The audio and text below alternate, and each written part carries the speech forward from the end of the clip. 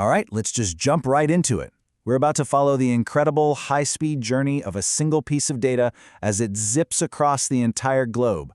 Welcome to our deep dive on what I like to call the Internet's postal service. I mean, seriously, have you ever stopped to think about it? It feels like actual magic, right? You hit send, and boom, almost instantly, someone on the other side of the planet has it. Well, it's not magic. It's just an absolutely amazing piece of engineering. And today, we're going to break down exactly how that little miracle happens. So, the hero of our story today is something called the network layer. Now, for all you tech folks out there, yeah, this is layer 3 of the OSI model. But honestly, the best way to picture it is as a massive global postal service. Its one and only job is to provide a way to get our digital letters, our data packets, from literally any point on the planet to any other. Okay, so our piece of data is all ready to go, but it can't just wander out onto the internet by itself. Just like you wouldn't send a letter without an envelope, our data needs to get properly dressed for the trip. And this right here is the first crucial step, a process called encapsulation. What happens is the network layer takes our data and wraps it up inside a digital envelope. This envelope is called an IP header, and once it's on there, our data officially becomes what we call an IP packet. And you guessed it, just like a real-world letter, that digital envelope is completely useless without two absolutely critical pieces of info, a from address and a to address. In our digital world, these are the source and destination IP addresses. They are, without a doubt, the most important part of that IP header. Now, our little digital letter has some pretty interesting quirks. First off, it's connectionless. You don't call ahead to make sure the recipient is home, you just drop it in the digital mailbox and trust the system to handle it. Second, it's what we call best effort. Now, that sounds optimistic, but it really means delivery isn't guaranteed. Seriously. Some packets just get lost, and it's up to other protocols to notice and ask for them to be sent again. And finally, and this is pretty cool, it's media independent. This packet couldn't care less if it's traveling over an old copper wire, a beam of light in a fiber optic cable, or just floating through the air as Wi-Fi. It is built to traverse just about anything.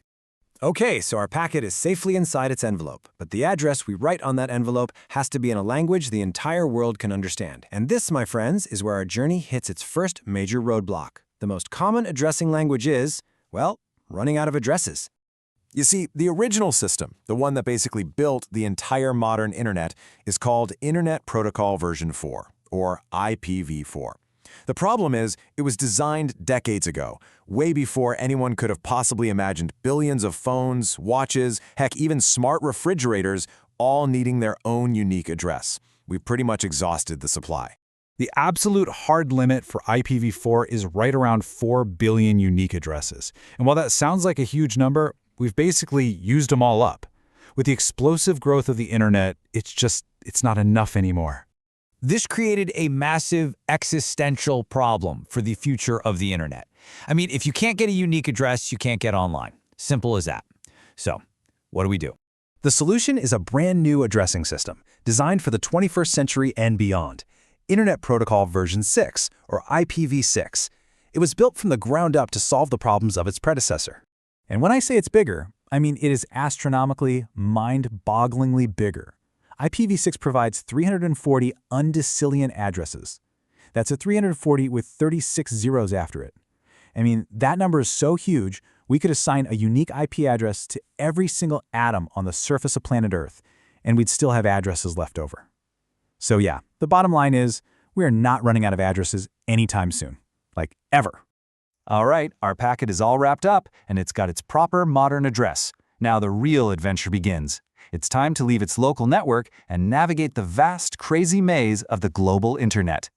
So for any data to get out onto the wider internet, its very first stop is something called the default gateway. The easiest way to think of this is like your local post office or maybe the on-ramp to the highway. It's the device, usually your home router, that connects your little network to the rest of the world.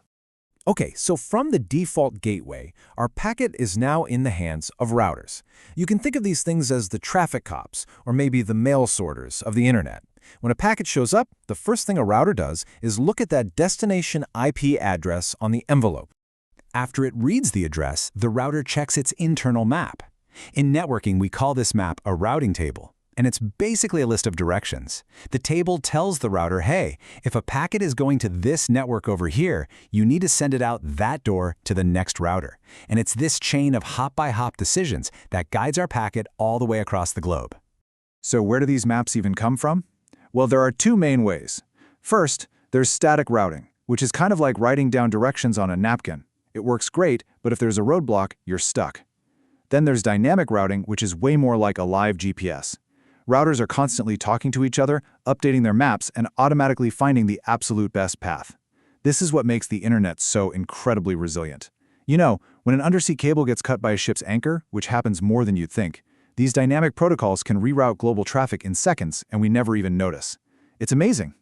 So after dozens of these little hops, from router to router, crossing oceans and continents in literal milliseconds, our packet is finally approaching the end of its long journey. The moment the packet arrives at the correct destination computer, the whole process we started with just happens in reverse. The receiving machine does something called de-encapsulation. And really, it's as simple as it sounds. The computer opens that digital envelope, it just strips away the IP header to finally get to the original piece of data that was inside. The letter has been delivered, it's been opened, and the message has been read. Our packet's mission is complete. So think about this for a second. This entire super complex journey we just followed, from getting dressed up in an envelope to being routed across the world to being opened at the other end, this doesn't just happen once in a while. It happens for every single piece of every website you load, every video you stream, and every message you send. It is a constant global ballet of data. This invisible process happens billions, maybe even trillions of times every single second, all across the planet. And the craziest part is, it works almost perfectly, almost all of the time. Which, of course, leaves us with one last big question. On those rare occasions, what happens when it fails?